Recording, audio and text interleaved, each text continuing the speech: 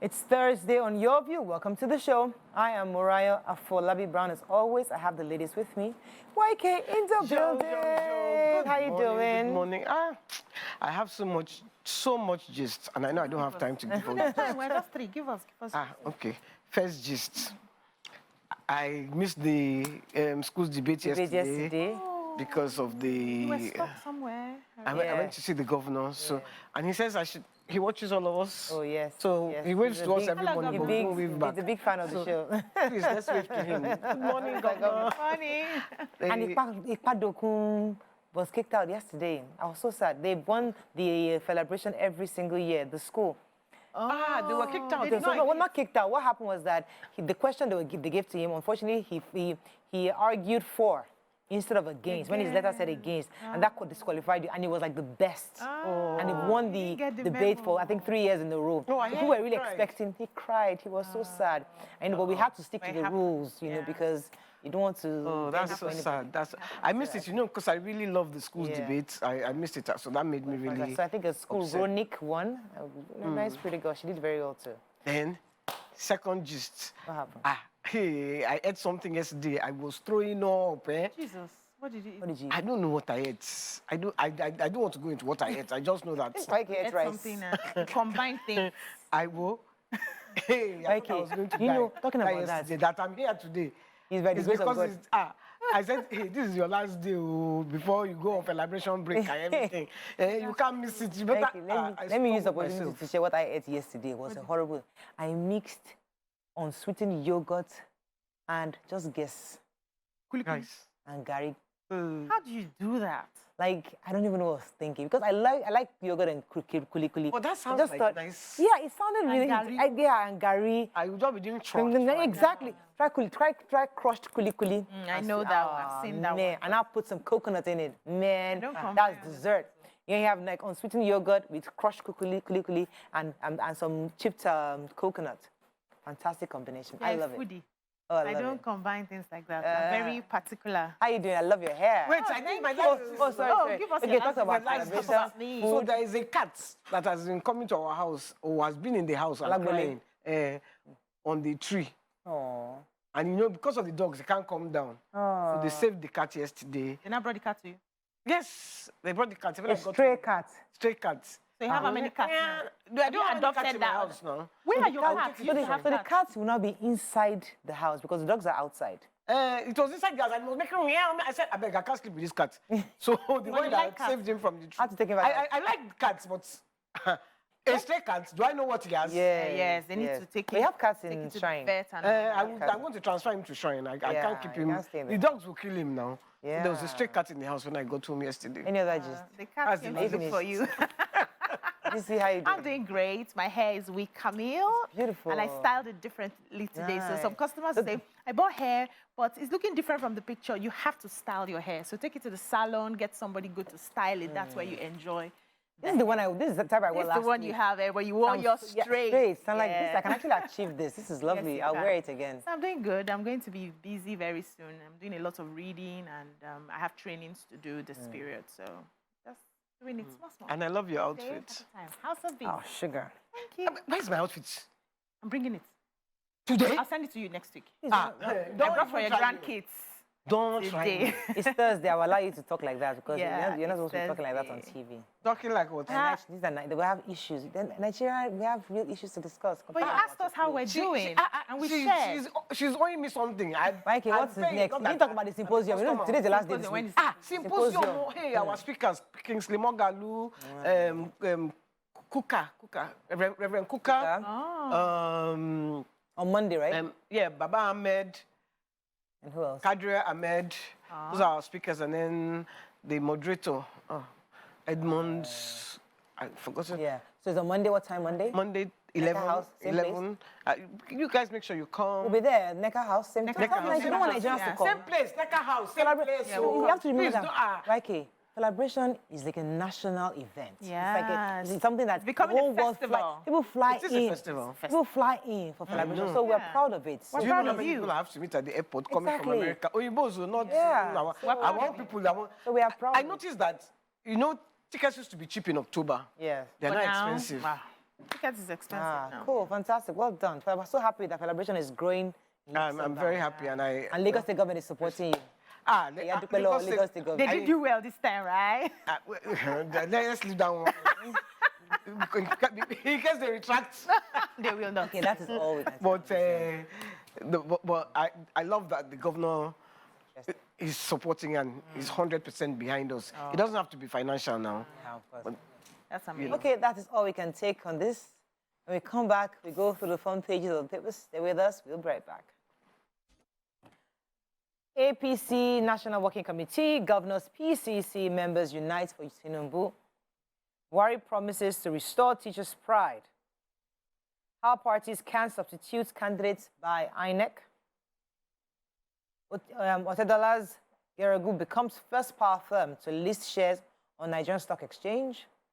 Lagos to riverine communities quit over flooding. 23 remaining Abuja-Kaduna train abductees freed. 3 scientists win Nobel Prize in chemistry, and detractors of PDP will be disappointed, says IU. All right, let's start with which story?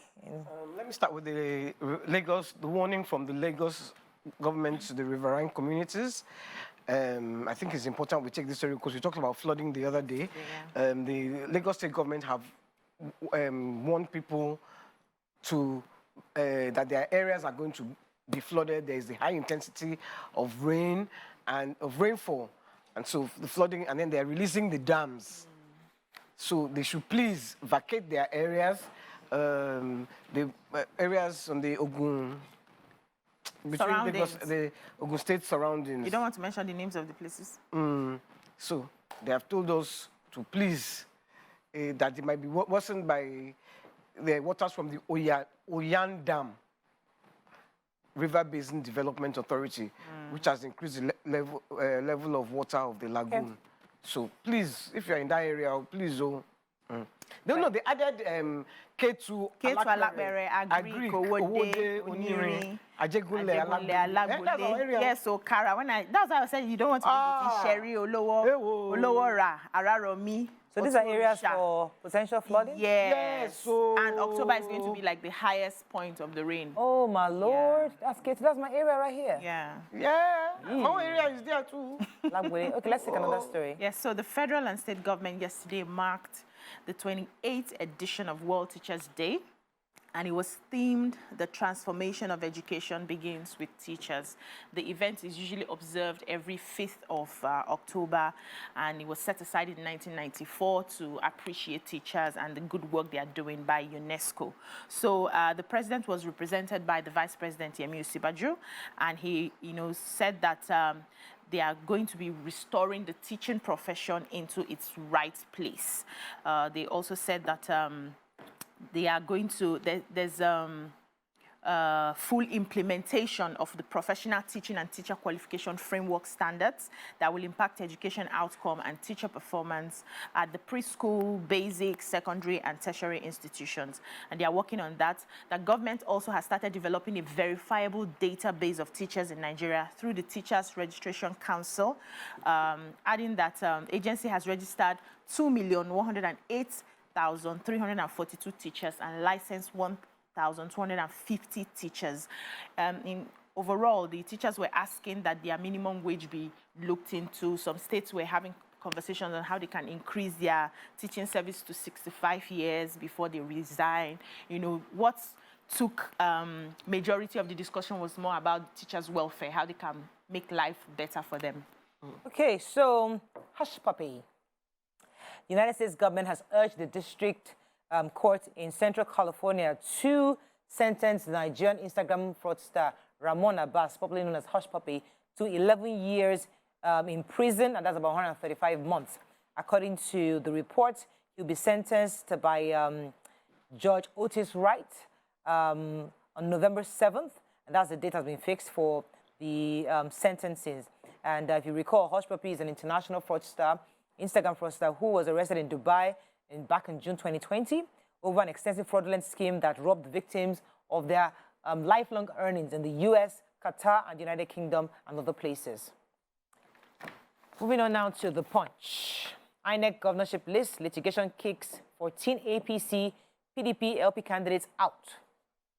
Bandits release remaining 23 train hostages. Families rejoice. Lagos church dog stray bites passerby to death. Ebola deadlier than COVID-19, heightened surveillance, warn virologists. Custom intercept ammunition, others worth of 600 million naira. Adamu governors meet to adjust Tinubu's campaign list. Teachers Day, NUT seeks better deal and knocks governors. American-Danish scientists share 2022 Nobel Chemistry Prize. Okay, which story are we? Michael, did you take the dog train? The church. Okay, you I the train. took that one, but I'm sure Abiajulu took the train as well. It's a hot topic anyway. Go ahead. Okay, go ahead. With any of them, I'll take him. I Take took the Ebola. train. I'll take the... I didn't take the train, I took Ebola.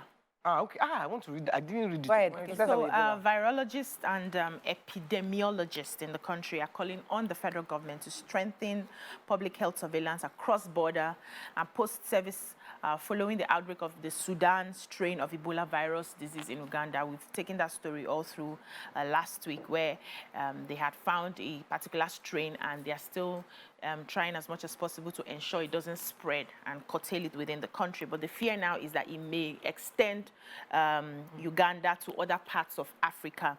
So the experts are calling for increased awareness and urging that flights from areas where the virus has been reported must be monitored. So a professor of medical virology at the College of Medicine, University of Lagos, Sunday Omilabu, has described this virus as deadlier than COVID-19. Now, according to him, the fatality rate of Ebola is about 80% compared to COVID-19, which he said is just about 2%. And he's, advising that we need to have information spread around the country. People need to see the signs, know the symptoms, know what to avoid, what not to do, so that we can curtail this. And, this is going to be in collaboration with the Nigeria Center for Disease Control. And we need to also check countries or citizens that are coming in from those red flag countries and just make sure we protect ourselves, because we may not be able to handle it. There are no vaccines for Ebola. We need to remember Dr. Adadevo, because she saved Nigeria. Yeah. And then the Fashola was governor then. He acted very promptly. So I hope it doesn't come into Nigeria again. Anyway, can I talk about the two German shepherds? Yes, so please. Who, they're from a Catholic church. There was 11:30 p.m. The guy was walking past their gates. They came out and they attacked him, beat him, and he was rushed to the hospital. They beat him in different parts of his body. He was rushed to the hospital, but he died. They now took the dogs. Someone has now taken the dogs away so that they can't... For whatever reason. For whatever reason. I don't even know the reason. Who took? Somebody just took. Yeah, the dogs are missing. The dogs are missing. Yeah. So they are complaining that these dogs, they should even be tested for rabies. Yeah. Why are they biting people? They're stray dogs. They should be... Stray dogs. I think they are churches. stray.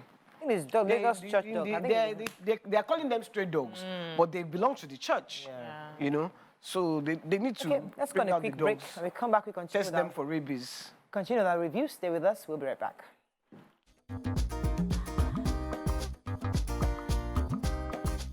Stay tuned. Your View will be right back.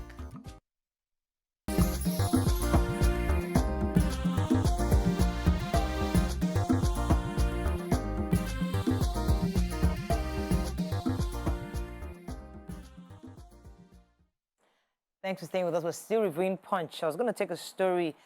Customs. Customs were giving us a report yesterday. It was by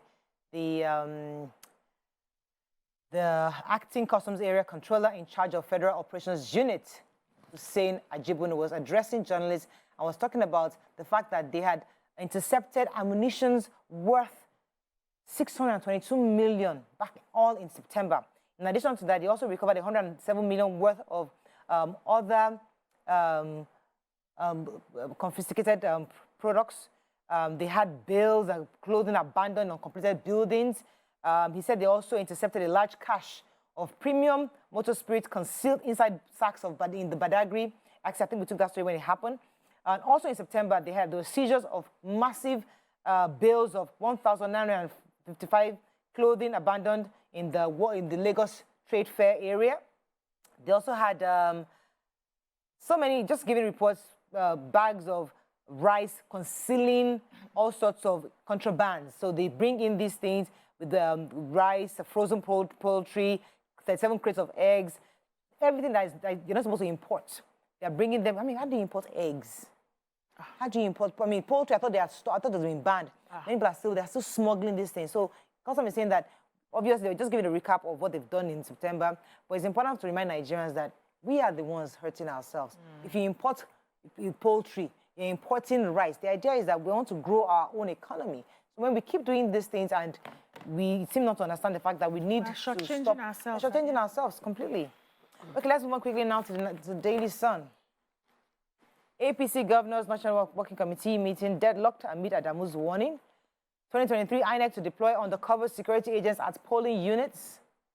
Court hears ASU's appeal seeking stay of execution today. $40 Geregu Power PLC becomes first power company to list the Nigerian Stock Exchange. Presidency denies arrest, intimidation of Obi supporters, vows to arrest lawbreakers. 2023 poll, I won't vote for Muslim ticket, says Onayekon. And 2023 budget, Senate opposes 1.7 trillion subsidy recommendation. Okay, which story are we starting with? So the presidential candidate of the Labour Party, Peter Obi, tweeted in his Twitter handle saying that an election cannot be adjudged credible if there's intimidation. And he went ahead to describe as extremely disturbing reports of the arrest and intimidation of his supporters. However, the presidency and a close source who did not want to be named said that accusations made earlier on Wednesday, Peter Obi's social media page, that some of his supporters, known as Obedient, have been silently arrested without foundation, that nothing like that is happening. It says that both the Nigerian police force, the DSS have officially confirmed that there's no arrest whatsoever. Whether it's a silent arrest, is an open arrest that is made, none has been made concerning supporters. And that the democratic process in Nigeria is free and fair for all candidates, whether they are from established political parties or not. That if anyone carries out a criminal act, that person will be handled as a citizen who is a criminal. If in course of the campaign you damage properties, government properties, individual properties, you will be treated in that regard, not because you belong to any political party or not. Okay, any other story, YK, in Daily Sun? No, that's the story I read, actually. You didn't tell me. Sorry. It's okay.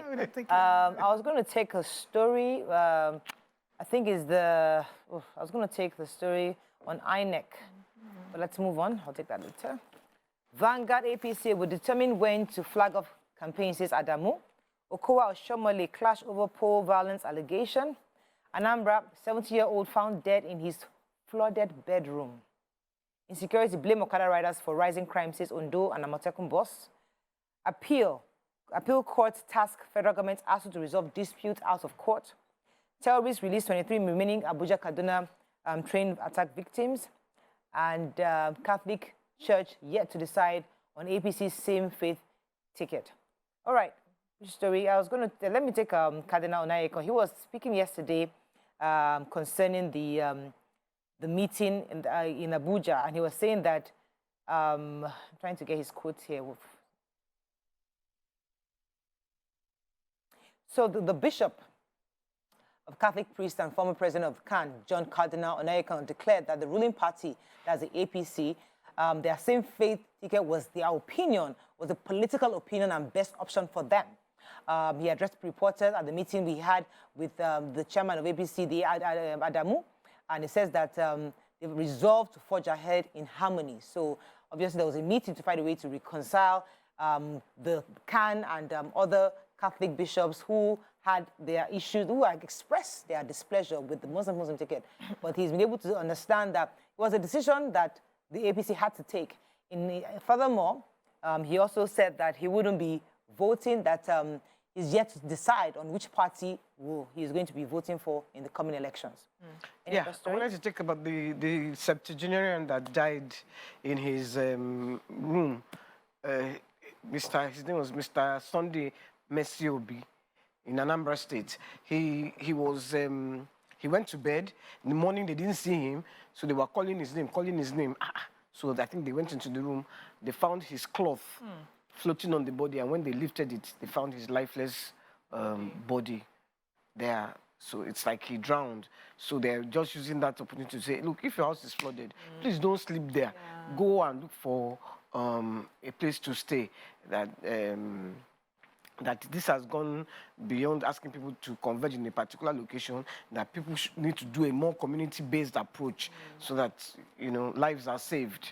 Yeah, so painful. And I think he finished evacuating his family before he now slept. So painful. Let me take the INEC story, because I was, so INEC has said that they will be having undercover agents and security agents at the polling units across the country. This was said by the spokesperson, Mr. Let me get his name, Festus Okoye. He's the Voter Education Committee Commission Chair. And he was saying that also they wouldn't allow phones. I'm not sure why that is, but said that he announced that the resolution of the electoral umpire to ban the usage of mobile phones during voting to take pictures or compromise the process. Even when they have plainclothes security detectives, they'll be hired to check. So I'm not sure how that would work, but Okoye also assured that the adult staff have been properly trained on how to configure and position voting cubicles to guarantee the safety and the secrecy of votes people. So, I mean, it's important for us to have a very free and fair election coming, and I'm hoping, and I know that INEC is obviously doing everything they can to ensure that when you say you don't want phones, is it that when you enter the cubicle, you can't carry your phone? I can hear that one. But where I'm on the queue waiting, I can't carry my phone. There's a But question there are places, there are places you don't, when you go to the embassy, you're not allowed to carry phone now. I say it's discourse, yeah. That's why I say if you enter the cubicle, I can understand that. No but phones, if I'm no on the queue, wristwatches, no. Some things just have to fly. So Kogi State yesterday sealed Dangote Cement Factory, Obajana, following an agitation by Kogi indigenes on the questionable circumstances surrounding the acquisition of the company. So the Kogi State House of Assembly ordered the closure of the company after they investigated the cement factory's operation, and allegedly there is no valid acquisition that took place between the company. So according to the story, they said about that's the management of Dangote saying that they had 7 of their staff shot when this happened. Several others were injured by over 500 armed members of the state security outfit, the vigilantes that stormed the cement factory, and they came on the order of the governor, that's Yahaya Bello. But the CDCs are saying that they did not release their youths to do any of that because they cannot even support the government against Dangote. That Dangote has been the one who has been helping the community with the electricity, roads, and every other thing. So there is no way that their youths were involved in what happened to Dangote's factory. And the state is saying that the House of Assembly had called him to show up and explain with his documents how he acquired that particular factory, and he's been giving one excuse or the other till they had to lock up the whole place. Okay, let's move on quickly now to the Nigerian Tribune. Let's find a story of not taking. Campaign Council urged APC governors, PDP National Working Committee to appeal court judgment on Ogun chapter. Oyetola appeals court ruling nullifying his candidacy for Osun election. 15 arrested, government imposes dusk to dawn curfew over anti-EFCC protests in Ughelli. I can't believe how that thing has exploded. World Teachers Day, FG governors announce special reward for teachers, and the appeal court panel asked federal government and asked to settle dispute out of court. Which story? What's going on in Ughelli? Yeah, that's the story we took yesterday. Now those Ughelli, those Yahoo boys, Ughelli, those Yahoo boys who were arrested. I think about I can't remember the number. Is it 95 or 75 of them? And we had their girlfriends and some of their friends come out to, you know, protest. They had placards on that they should release their boys. We took the story yesterday. However, the police has waded in, and they said they had arrested 15 people in connection to the protest, because the protest now snowballed into something else. So probably after we saw those videos, they now went in and started damaging and destroying. You know how protests in the country, and here how it degenerates into something else. So the police has also ensured that there's curfew in the town. Nobody should be seen at a particular, they didn't mention the time here, particular times, to see how they can, you know, just settle the whole thing in Ughelli. Ughelli is in Delta State. Okay, yesterday was World Teachers Day, and obviously, federal government and others announced various rewards for teachers. And I think in Lagos State also awarded teachers. Yeah. Did you send any gifts for your teachers yesterday? I can send later. I didn't remember. I had a very busy day yesterday. Yeah, I sent gifts. I was Came back with the counting gifts. products in the house. But there's always time to we do had better. schools debates, so Oh, yeah, that's good. so but we didn't take it in the punch, but I think we should just at least mention it that the Yeah. bandits, they released the remaining. Yeah, it's our hot 23 It's a hot topic. So Oh, it's a hot topic. Okay, good. we'll talk about it. Let's go on a break now. When we come back, we move on to our hot topic. Stay with us. We'll be right back.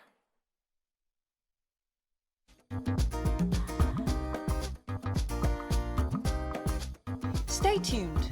Your view will be right back.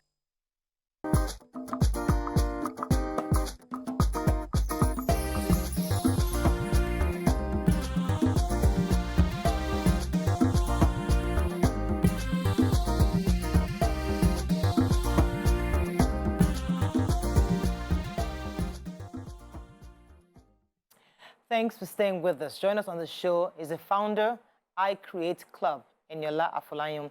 She's an unconventional children's club, which as of this year's runs across over 100 primary schools.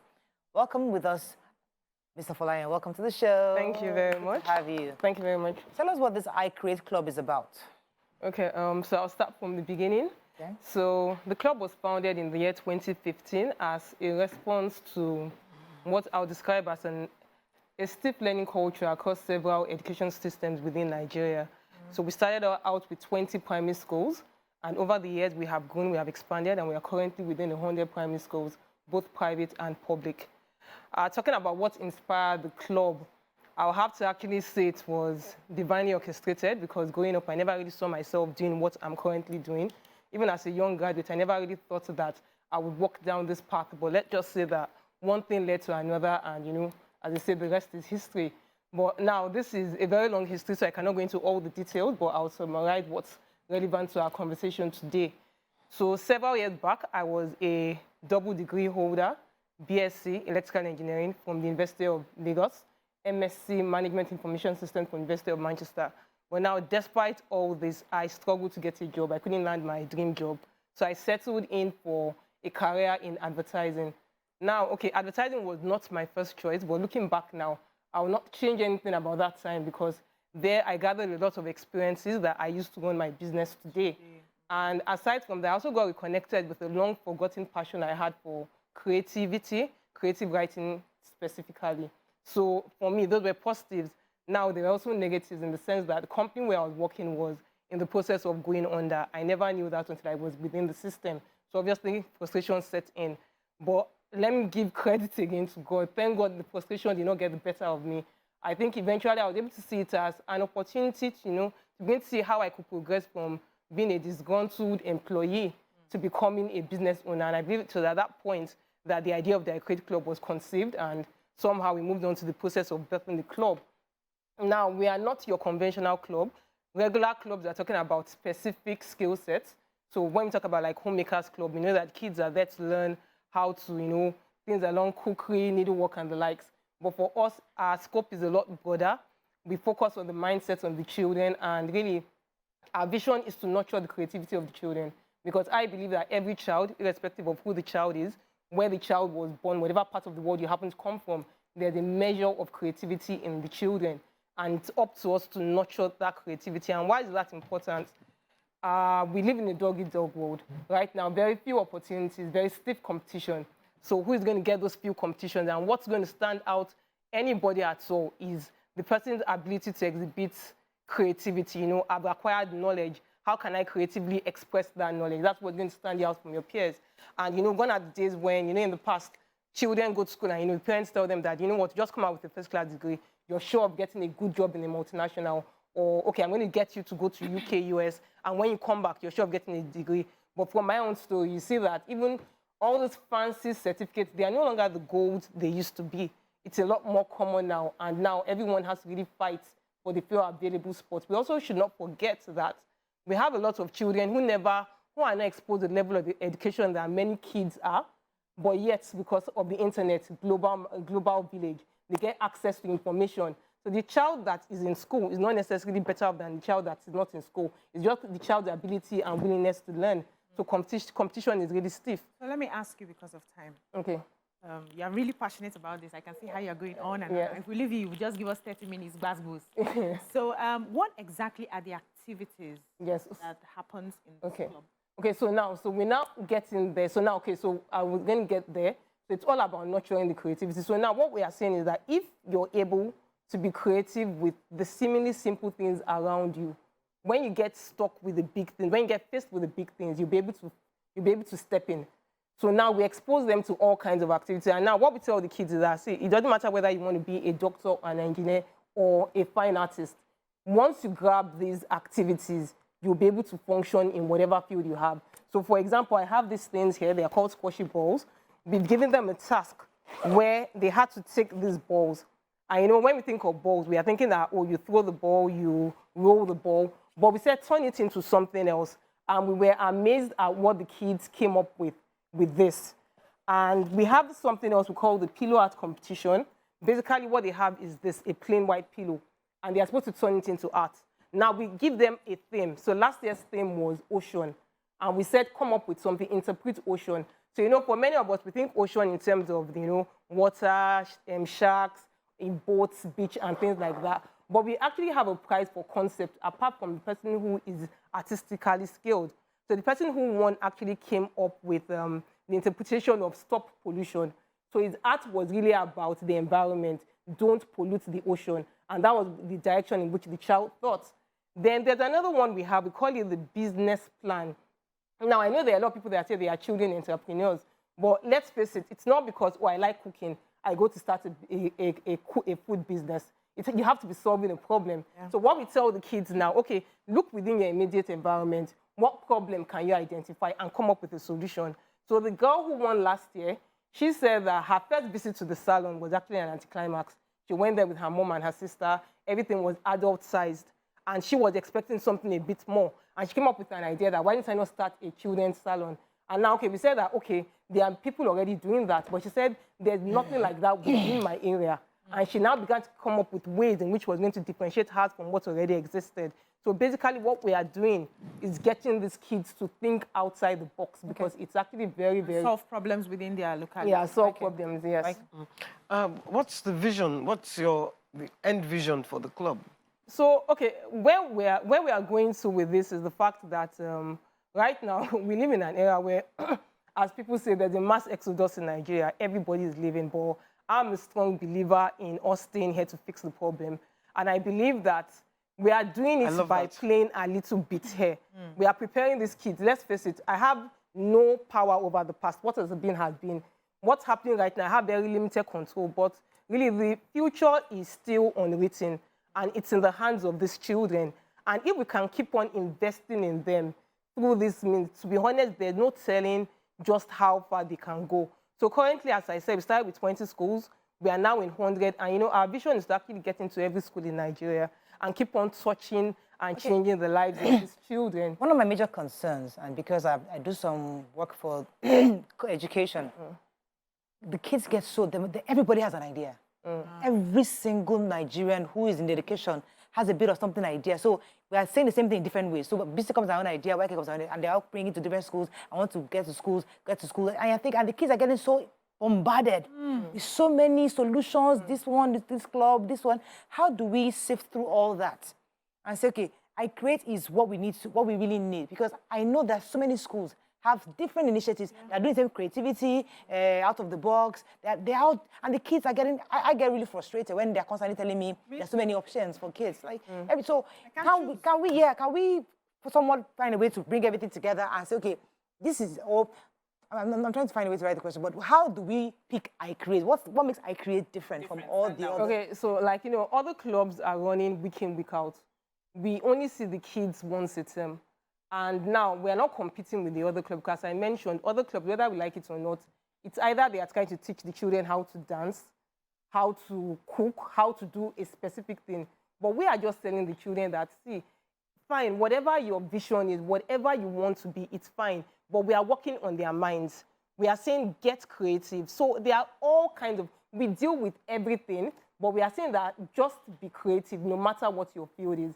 So we are not there competing with what already exists. And that's why schools are able to absorb us, because they already have their own club, but they still take us on. Because what we are doing is working with the mindsets of the children. Okay. So how is, Vitaform has been the major sponsor for this. How is that collaboration going? So now it's amazing what, using the word sponsorship with Vitaform seems somewhat like an understatement, because when I Create Club was simply still an idea on paper, Vitaform caught on to the vision, and they've been supporting us. Okay, at the end of the school year, we have this fancy inter-school competition where everybody comes together, the parents, the schools, there's the media and all of that. It will be very easy for Vitaform to say, you know what, I Create, when it's time for your competition, we will step in. But Vitaform is not just interested in the end result, they are part of the process. So we moved from school to school, we toured the schools. So from day one to the very last day of the school year, Vitaform is there supporting us. And for me, it's commendable, because this is an era where entertainment actually is taking a bulk of the investment. And for Vitaform to actually understand the importance of education, and as I said, their investment is not skeletal, it's actually in-depth. From day one to the very last day, they are supporting us. So that's where they come in, and it's amazing that they catch on to the vision. Thank you very much. It was good to have you on the show to discuss I Create. Is there any other information you have? You have about a minute left. No, I guess maybe how I would just land it is that, as you mentioned, we can't do this without support. And support, it's not only in finances. For example, we have Kids Literary Circle. Last year, they actually toured all the different schools with us without collecting anything. And what they were doing was just giving back. So what I'm saying is that Vitaform has proven to be a pace setter.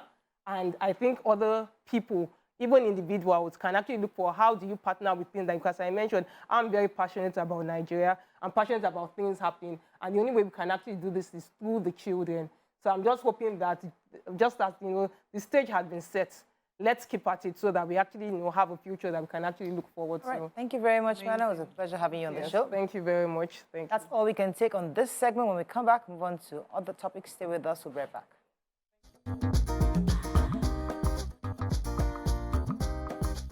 Stay tuned.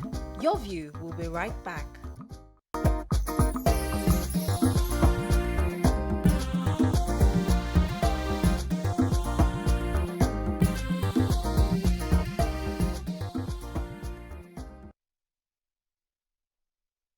Thanks for staying with us. Almost 6 months after the Abuja-Kaduna train passengers were kidnapped by Boko Haram terrorists, the 23 remaining kidnapped victims have finally regained their freedom.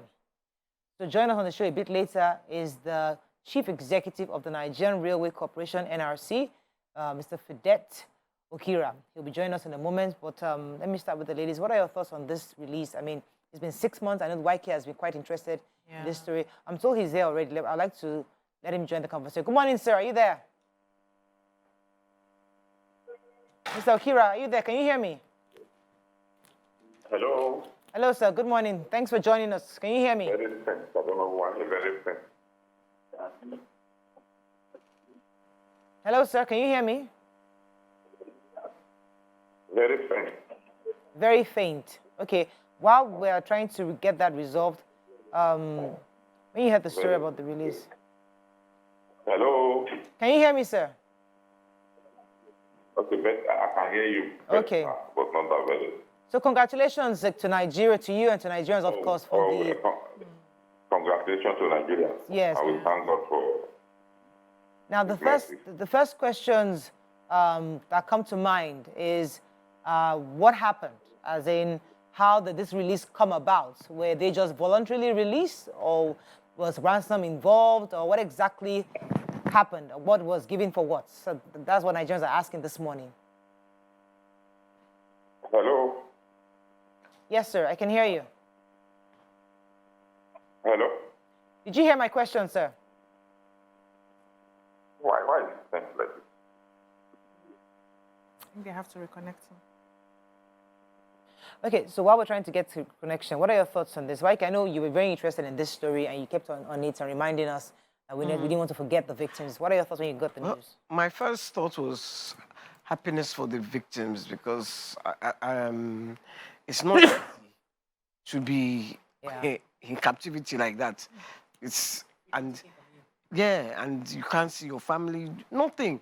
I mean, let's just, I mean, most of us are addicted to our phones or our iPads. You will not have phone, you will not have anything. No food, they lose weight. So sick. And then the next thought is, I'm so happy no one died. You know, I'm really, really happy that no one died. And I would just like to know how it came about. Did they pay ransom? Is it because that guy was arrested? Is that guy involved? The informant. Or what was he? Not the informant. Negotiator. The negotiator. Yeah. Bisi, how are your thoughts on this? What are your thoughts I was happy. I was excited. You know, for the sake of asking questions, I would ask questions how this happened. But for a few minutes, I was really glad that we didn't lose these 23 people.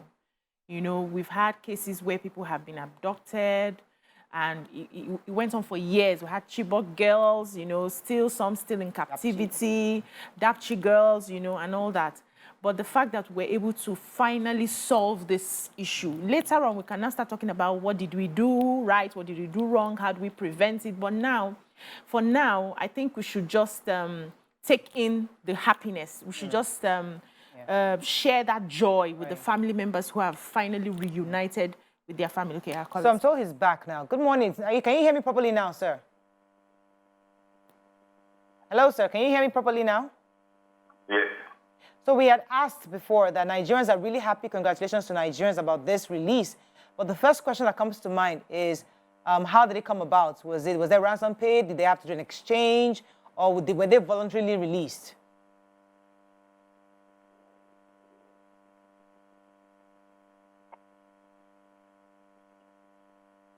Hello? Yes. Hello? Yes, sir. Can you hear me?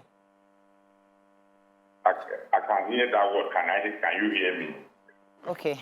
Let me try to ask the question one more time. Can you still hear me? Yes. I said, we're happy about what happened. We just want to know if ransom was paid, or if there was some kind of exchange, or if they were voluntarily released.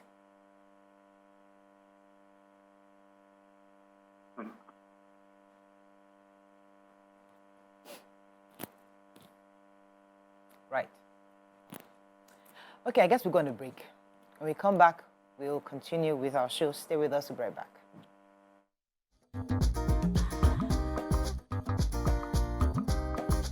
Stay tuned. Your View will be right back.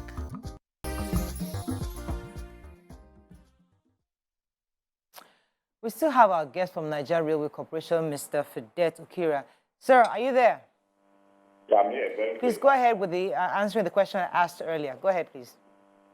The release was achieved by defense and military intelligence, and we give them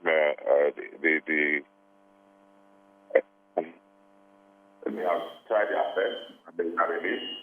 As whatever ransom was paid,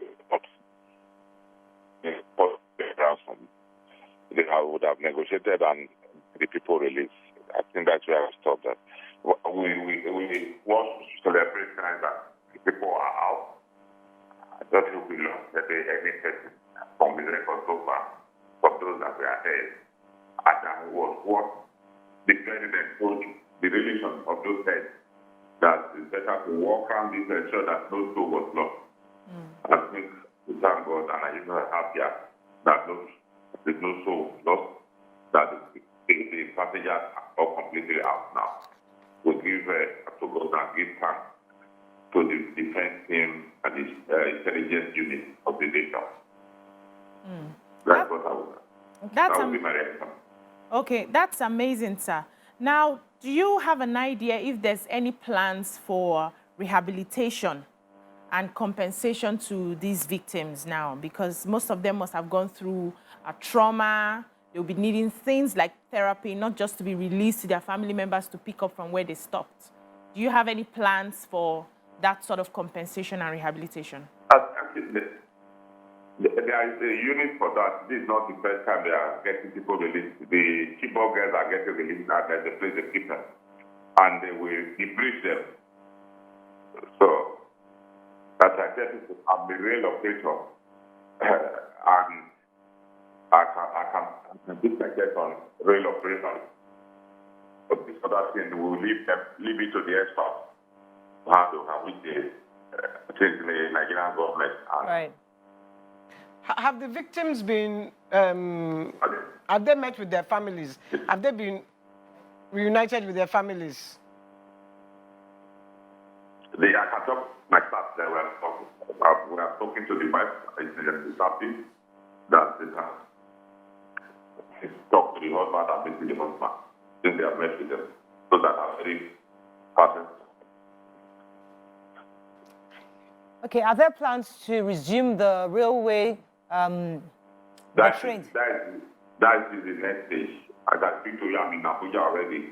Okay. I flew to Abuja last night to start preparation and to work out the protocol of the operation. We're going forward. We are meeting to see how soon we can resume service, not just resuming the service, to ensure that the users that our staff are properly protected and the track with things. We have been patrolling the track with the rebus. We need to do some trial run without passengers before we can commence anything. But we are meeting this afternoon. We'll go to the ministry and the committee. You know, there's a committee set on the security for registration. We recall the Minister of Transportation was saying when this happened that he had requested CCTV surveillance cameras across various routes, and it was for whatever reason, maybe because of bureaucracy, they were unable to actually get those on time. So what has changed? Do we have now better surveillance cameras that's been purchased for this? I don't think my minister mentioned camera, even the talk of a solution or a system that can monitor real time. I don't think there's a camera. So because the security team that is working is coming up with a solution on what to be deployed that we don't install and it becomes subject of vandalization of what you put in place. I get that, Mr. Okira. Mr. Okira, I get that. The point is that, it's been 6 months and we've been talking about this for a while. So we're hoping that by launch, everything's already in place. Not that they're going to be discussing or they're going to agree. And then we're expecting that by now, we are clear on what's going to be provided now that we're about to start and resume operations. It's just enough between me and you. We have to take care of a lot of effects and things that are happening in the world. It's not just what you just wake up and do. There is a train operation, it's a system. We cannot isolate ourselves from the practice. What you know is possible, and we don't jump into a bad one that will not work. So that's why they are taking proper time to ensure it's what we work with this system. And the other thing that we have looked back into protecting the passengers and the people all the way from Idu to Kaduna, and God forbid, and on their way out of Kaduna or their way to Idu or to Ugwa or to any of the other stations. This thing did not happen at the station, it happened between stations. We have to study it properly and not do something that will not work well. So that is the proposition. Yes, is there a promise, sir? To do it well than do it and start repeating. Yes. We are not part of that. Yeah, we like that. But is there a promise? But is there a promise that it will be done well before operations starts? It will be done, but it's not going to be in the press. We don't advertise security things that you are putting in place. Right. Or it will be sabotaged. It will be done. Okay. It will be done before operations starts. That's all we want to know. We do what is possible to be done to make operations be safe and in the 6 months. Protect again. In the 6 months, what have you been doing? In the 6 months, we have been trying to work out the people head release. We have put the track in place. We are putting those coaches and tracks that have been affected. We are meeting with different posts that are providing different solutions. Immediately this thing happened, every person, every Nigerian became a real expert protester to provide security. We have a lot of proposals, so we have to filter it, and it was important. Those that are experts in security and intelligence were brought in. That's why you have a committee that was inaugurated to work on proper security, not just the rail or the rail user, but something that will extend outside the rail that will protect. Finally, sir, because of time, let me just ask this question concerning insurance. So would you compel passengers to at least pay for insurance before the board, or is there going to be some kind of way to compensate? Because there's got to be something to help people in case of this kind of eventualities happen. Yeah. They see what most people don't understand. We have passenger insurance. Okay. But as this thing happens, now that you know that they are affected, the premium will not cover banditry or kidnapping. Banditry and kidnapping. The insurance did not cover it because you have to pay a higher premium. Right. And in that case, the premium will be higher than the ticket. So what we are considering now is to leave it as an optional that you have on the airline. You pick the insurance you want to pick. Right. So we have designed something like that so that we have the basic insurance in case of accident, in case of something happened on the, but not terrorism or banditry. So that's why I have to come at a higher price. Thank you so much, sir. I just wanted to get an update from you so that we are clear on what's going on with that. But I'm so happy for Nigerians and to the families of those who have been abducted and 6 months waiting and finally going to see their loved ones. It can be. Thank God and thank you for your support. We have to keep the hope alive. That's what we make that one. Thank you and God bless you. All right, sir. It's going to break. When we come back, move on to our hot topic of the day. Stay with us. We'll be right back.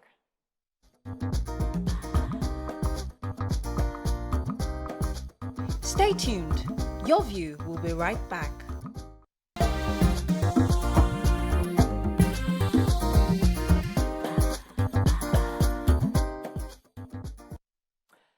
Thanks for staying with us. So, about a month or so ago, we took a story concerning a very popular Lagos doctor who was accused of allegedly molesting an underage girl. And this story was broken by Damilola, Princess Comedian, and it went viral, and we discussed it on the show. Today, we have the opportunity to speak to his wife, who started these allegations, and she was willing to speak to us on this story to hear our own side of the story because the case is yet to go to court, and we're still trying to ensure that justice is served. So to join this conversation, we have Remi Olaleye with us. Good morning, madam. Are you there? Good morning. Good morning. Thank you so much everybody. for joining us. Right. So the story as we know it is that your husband, you started off the story where your husband is being accused of molesting a young girl, according to you, that lives in your house, is your niece. And since that time, we've had issues of the case going to court because according to the reports, the police say they are still waiting for the legal department of the police to come up with their findings and then take the case to court. But let us hear the story from the beginning, from you, and let us know exactly what transpired that led to the point where you had to come out to share the story to the public. Thank you, Morayos, and good morning again to the ladies of the View. Morning. Thank you for reaching out. It's this has been the most difficult decisions and situation I've ever had to find myself in. I've been married to Doctor for 12 years, and if the people that know us know that, I mean, in quotes, we do have a good relationship. So when I hear allegations of setup, it beats me. How would I set up the father of my children that I gave 12 years of my life? This child in question is my niece. She's the daughter of my cousin, who as at December 2019 was living with my late mother, who is a grandmother to her. So when my mother passed away in 2019, we got to read her will. And my mother in her will had this child as number one priority on her will, that this is a decision she has decided that we should follow through with this child's education and ensure that everything she has put on that will concerning that child should be met. Okay.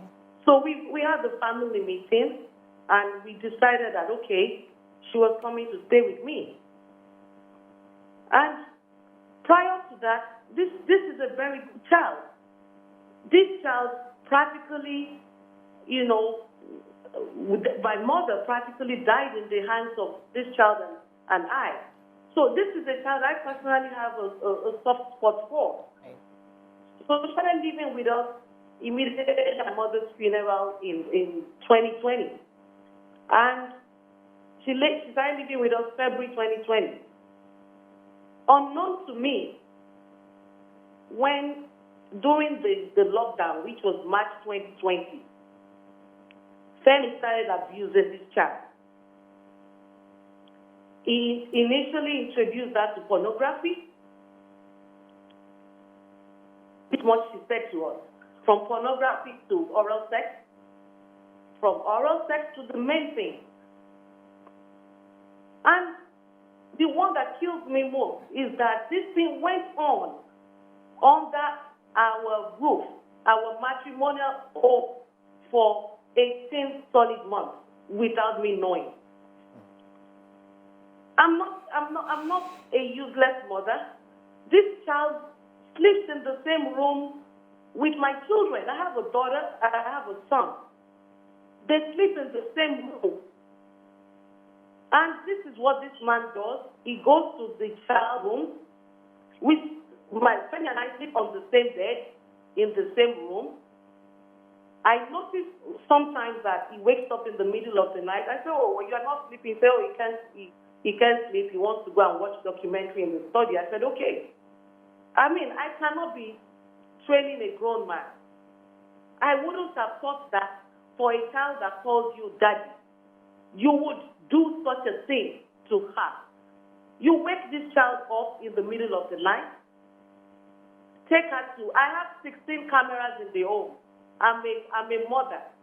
I have domestic staff. So I put those cameras there to check on what is going on in the home. There are two places in the home where I didn't put cameras, which Femi himself insisted. The study and the anteroom downstairs. He said to me, oh, is this house the damn barrack? Why are you putting cameras all over the place? I said, I have children. So I need to know. He said, no, I shouldn't put cameras in his study and the anteroom. My dear sister, this is where this man takes this child to defile her. Let me save you. Let me ask a question. Was it that the girl confessed to you, or you found out by the camera, or something happened? How did you know this was happening? Okay, I didn't. This is the thing. I didn't even find out by the camera. And I said to myself, what kind of sleep have I been sleeping for 18 months? And here is the thing. I'm almost 50. I'll be 50 soon. This man gives me, he claims he gives me some aspirin to avert sudden heart attack or what have you. It now occurs to me that this man probably must have been giving me something else. Because everyone that knows me knows I'm a doting mother. This is how I found out. Sometime in November last year, Femi was out of town. He went to Abuja-Kaduna. And I'd been noticing some behavioral changes in this child. And I thought, my dear, you know you can talk to me. Are you having boyfriends? He said, no, mommy, you know. So this particular day, I was sick. I had some appendicitis bout. And I I had some assistants in the house, and I've already told this my child that whenever we have male assistants in the house, I don't want you disappearing. So I sent someone to call her, and as she was coming up with a frown.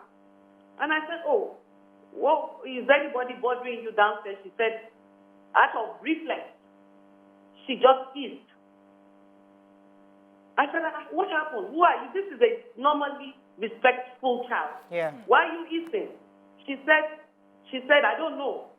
I said, come, why are you eating? I said, come near me. What is the problem? She just hissed again. So I smacked her. I was not feeling fine. I had an appendicitis operation I just did. It took every strength in me. I beat her. I said, I've told you, there's something biting you. What is wrong with you? You know, I beat her. She cried. She said, Mommy, I will tell you later. So she didn't tell me that day. So the following day, Femi came back from his trip. And the little ones, my little children, went to meet him. I said, oh, Daddy, you have to talk to X. She was rude to Mommy yesterday, but Mommy beat her. I think she's beginning to be rude these days. What is this man supposed to tell me? Oh, my dear, what happened to you and your daughter while I was not around? No. He went straight upstairs to the room. You know, in his mind, guilt. He thought probably I beat the child because I had known. And I hadn't known anything then. So he went straight upstairs. He did screenshot a CCTV footage where I was beating this child and forwarded his lawyer. The lawyer, being the family friend, forwarded the CCTV footage to me that what's going on. I said, I don't know. I beat my child, my niece. I don't know why he's sending CCTV footage to you. So he came downstairs, went straight to this child's room, and said, oh, Pele, my dear, my wife is an animal. My wife is an animal. Why did she beat you like this? You know, trying to, later was when we realized that he thought I had known. So he was trying to play the game with the child, playing on the child's psyche. Oh, my wife is an animal. I thought, why would she beat you like this? If she were in England, they would have arrested and blah, blah. The child was trying to explain that I was rude to Mommy. He said, no. So he now called my little children to come and apologize to my niece on my behalf. So that was when the little children were like, Daddy, no. Our sister was rude to Mommy. Right. That's why she spanked her, you know. So because of time, Remi, let us know, how did you now find out? Because of time. Okay. So I'm getting there. So I went to him. I said, "This is not normal. Why are you doing this? Why are you scolding, trying to rubbish me in front of this child?" So he said I should get out. And I said to you, well, I don't know what is biting. I said to him, I don't know what is biting you, but whatever is biting you, God will expose you. The next minute he said to me, what can you say? The worst you can say is that I'm sleeping with her. Yes, I'm sleeping with her. What can you do about it? Whoa. He said that to me face to face. Within a split second, I said, well, don't shout. This is an essence. Don't let the other people hear what you are saying, because this is clearly not normal. Before I could say Jack Robinson, he told my niece to pack her things, that he is taking her out of the house. So he took my niece out of the house himself. Of course, he took her out of the house so that he can probably threaten her the more, to say, don't say anything. So unfortunately for him, maybe it was one thing where he's taking the child to. He took the child to my mom's sister. So when they got to my mom's sister was like, this is not normal. So by the time he left, she talked to the child, and the child eventually told her all that has been going on for the past 18 months. All right, let me get a few more questions for you. Okay, Ma. So I find you very strange in a good way, because we've been advocating here that when things like this happen, women should begin to speak up. Why did you decide to speak up against your husband, which is not the norm? Why are you... My sister, I'm a mother. It breaks my heart. If you need to hear the gory details of what has been done to this child. Oh my God. It breaks my heart. I have a girl as well. If Femi can do that to my niece, who calls him daddy, he can do it to his child. I owe that child the truth, regardless. I owe her justice, regardless, because I have a girl child as well. It is the most difficult thing for me to do. I wake up every day with anxiety and palpitations, but I just have to do it. All right. Let me get a few You questions need in for you. to hear the gory details. Oh my God. In the 12 years you've been married, have you ever had any reason to believe that he is unfaithful or he's had side chicks or... Philia. My sister, some of the stuff is ex. Don't forget that he's been married before. His ex-wife reached out to me, and some of the things I'm hearing now, they beat me. A typical Nigerian man, he has his day with some girls, but I remember I tell him that, God does not give you second chances, or God doesn't give you a third chance. If he's giving you a first chance, you mess it up. He's giving you a second chance, you're messing it up now. You may not have a third one. Unfortunately, there's a pattern to this craziness. Because exactly what is happening now, it is what has happened to his first marriage in England. Wow. The ex-wife reached out to me out of the blue and said that, I heard your story. This is the same thing this man did to my niece in England, that my niece had to be putting a knife under her pillow to sleep, so that whenever he comes, she brings out the knife to wave him away. The same thing he did. I just received some gory videos of him that he did himself, having sexual relations with patients in the hospital in England, and he himself videoing it himself. Videoing it himself without those people's consent. Patients with hospital bags in their hands. I am as Okay, let me ask you this question because as I said, these are difficult times, and as BC alluded to, a lot of women won't do this, what you're doing, which is coming out, and because this means that your marriage is possibly, obviously, over. But the question is, why are you abroad? Because there are questions of why is she over there? Why is she not coming? She wants to fight this. Why is she not fighting this here? Why are you not in Nigeria? My sister, I've this matter from the beginning, from the day I learned about what he's been doing. I never kept quiet. I went to Antony police station myself at like 1 a.m. to document the incident. Nobody prompted me. I went there myself to Antony police station, and that was the first port of call. That was where he confessed to the DPO himself. I'm not abroad because I'm running away. I came to Harvard for a course. I'm running a course in public policy at Harvard University, Harvard Kennedy School. So that's why I'm here. I'm done in a few days. I will be back. Okay. This is my second module. My first module was sometime in April. Okay. So I've been coming to the U.S. for my course back and forth. Right. All right. So it's not like I've done everything I need to do. Okay. I believe that the law should take its course. Okay. I have documented it. Okay. I've spoken out. Several tests have been done to my niece. Right. She's going through therapy. My children are going through therapy. Okay. Would it interest you, my sisters, that my daughter saw the dad once undressing her cousin? Undressing her. Undressing, the daughter saw the father. Going to therapy.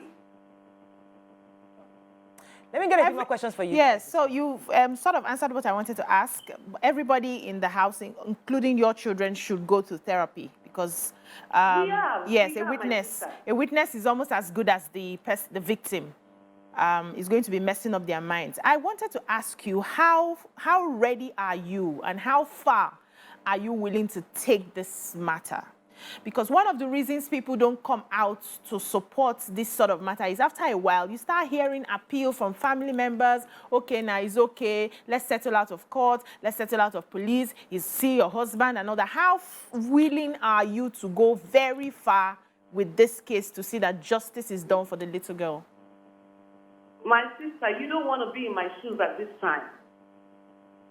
This is the most traumatized, the most difficult, the most agonizing times of my life, and my family as a whole. Like I said to you, we had done 2 police stations, Antony Police Station, the state command. He had been arrested and detained twice, and I never had a better resolve to see this through than I have now. Right. Because even he has two grown children in England. 2 grown children, 27 and 21. Wow. As I speak to you, those children they don't even bear his surname anymore. Because the same thing he's doing to us now is done to those children, and they don't want to have anything to do with it. All right, let me. I'll come to you, YK, because one of the most difficult parts of my job as a moderator on this show is that the most hardest is always put myself in the shoes of the other person at all times to be able to have and elicit various angles of this story. So if I were your husband at this time, I would say these are mere allegations that there's nothing wrong in a man having a past. My past is behind me. I married this person, and she's mistaken, and there's no evidence. There's no clear evidence. Yes, I was confessed maybe on that duress. I confessed on that duress, but is there something this man can use to hold against these allegations? Because I'm trying to see how where his perspective is, because he's a very popular person, very known, and this case hasn't even gone to court. It's been months. So what do you think is causing this delay? Is there something that he has that he's using against you that is causing the police to hold on and not taking this to court? My sister, like everybody, we all have our past. I don't have any skeleton in my cupboard. And it beats me like every other Nigerian that with this enormous evidences is still not being charged to court. Like I said, we have done everything we need to do. He knows I'm not lying. The child is available for any interview or interrogations. We've gone through all of those. Right. And I don't know why, it seems larger than life. I married him, so I know who he is. And I'm not going to be bringing innocent people into all this, because I know it's not all that there is that he's claiming to be. So I believe, I want to believe that Lagos State has zero tolerance for such. Right. Let me get one more question for you. It's just a matter of time. Yeah. The truth and justice will prevail. Okay, let me get a few more questions for you. Go ahead, Waki. Now that you're abroad studying, doing your course, where are your children now? My children are abroad with me. They're presently enrolled for online classes. And your niece? My niece is safe. She's with family. Right. She just finished her WAEC. She's awaiting. She's presently learning some graphics work. She's waiting to take her exam. Right.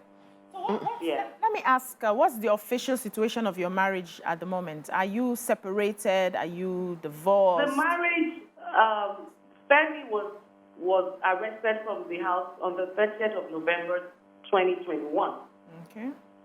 And we have not been together since. They have come back to the house since, because there was a restraining order, and there was an undertaking it took that he is a risk to the children and to my niece.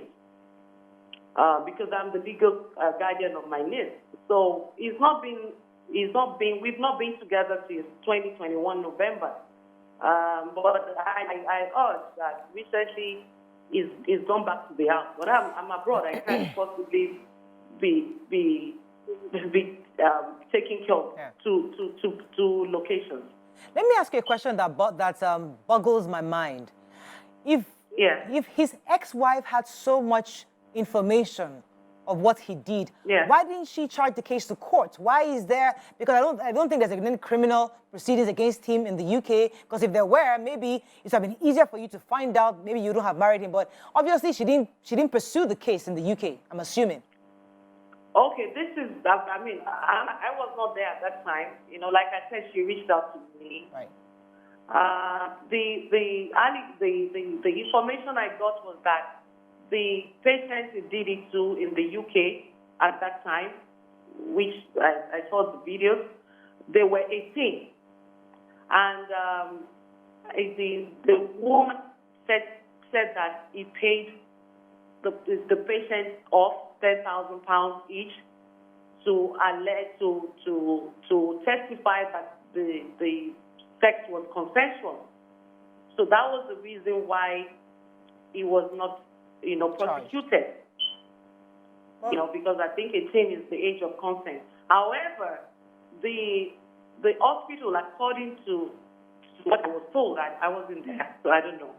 So what I was told was that the hospital had a camera as well that saw some of the things that he did, and asked for his dismissal or his resignation. I don't know, because the story I was being told by Femi when we were about to get married was totally different from some of the things I heard. Right. Yeah, because I know that in England, if there is child abuse, there is no bribe, there is no police, you will go to court. Oh, we lost that call. She was saying they're consenting adults. So since they're adults, they had to, according to the story, but they could be paid off. She said a story about the hospital. That kind of story that happened in the hospital, they would have arrested him immediately. They would take it. Criminal offenses. And I had wanted to ask, because I've heard where he has said that it's a vendetta because he moved back to the house. So I wanted to ask her that if there's any truth to that. I also wanted to ask the position of Femi's family on this matter. What are they saying? Are they supportive, or have they just cast her aside that you want to expose our son? Just get a perspective. But somebody sent a message here, Evelyn K. on Instagram. It says, Mrs. Remi Olaleye is a champion. She has done this sacrifice to all the women of this world. I commend her courage, and God will see her through. So I guess that's part of the learnings, because when it's easy to say these women have started again, men bashing. But you see, the truth is that a lot of women hold their marriage in such sacred position that things like this happen, you just hush, even their own daughter, they won't say anything because they want to when we see a woman who is able to come out in the midst of this kind of thing, we must celebrate and acknowledge the work she's done. However, we must ensure that justice is served, that child, the most important person in this entire conversation, gets proper healing, and in that her perpetrator, if indeed he is a perpetrator, is arrested, and this matter is taken to court. He's prosecuted, as Baba Ijesha is in prison. He ought also to be in prison if indeed these allegations are true. But it will be heartbreaking if this story is not taken to a logical conclusion. Because what we are seeing right now, we're waiting for the police to push it forward, and nothing has happened so far. It seems like he's just bawling. And he's... I'm told she's back. YK had a... Remi, are you there?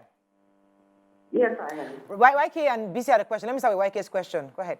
Yeah, I've heard stories of him saying that it's a vendetta that you are pushing against him because he moved back to the house. And I wanted to ask how true that is, and why is he saying that? I mean, why is he saying that? Thank you, ma'am. It's ridiculous how there will be a vendetta against you because you moved back to the house. I don't understand. It's childish. It's ridiculous. Number one, you haven't lived in that house for 10 months. You broke protocols, brought police, unmasked police, and breached estate security and jumped the fence, destroyed burglary, destroyed doors to gain access into the house. When I was called by the estate security that, oh, madam, somebody come, he said your husband broke into the house, I said, that's okay, leave him. I have a CCTV, I can watch the CCTV of the house remotely. So I saw everything that happened. And it doesn't bother me because I can't possibly be in two places at the same time. And it cannot take away the fact that this is what you did. Right. Why were you arrested from the house on November 30th, 2021? Why, if you are upright, why do you have to bring unmasked police and thugs? Right. Let me get a few more questions in for you, Remi.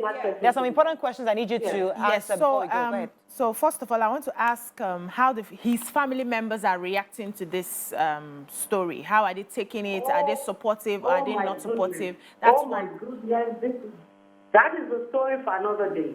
Wow. And that's really ridiculous, really unbelievable. Okay. Then how is the girl? Go ahead. Go ahead. Sorry? Go ahead.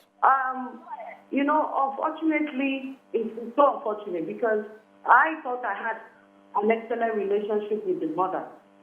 Anybody that knows me know how much I take care of Femi's mother. In fact, she has a name for me. She calls me a Babi. This is a child that I should have birthed. But unfortunately, my niece confessed right in the presence of Femi's mother. But she turns around to say, when my niece was confessing, Femi's mother was like, oh, Femi Pani. But she comes around to tell me what has it done that they have not done before. Every single member of the family are against me. They know their son, they know their brother, they know what he has done. They are the ones gaslighting me and sending threat messages, in gaslighting, manipulating. Well, his mother was even sending me Gory's voice notes. Wow. But there are allegations, Remi, that you also maltreat this young girl in question. I mean, there are various stories around saying that you don't even love, I've heard this, that you maltreat the girl and that you lied that you're in Nigeria. There's so many stories out there. How do you respond to those who are saying that you manipulate the girl? My sister, the child is alive to testify to all this. I am solely responsible for this child. I have pictures.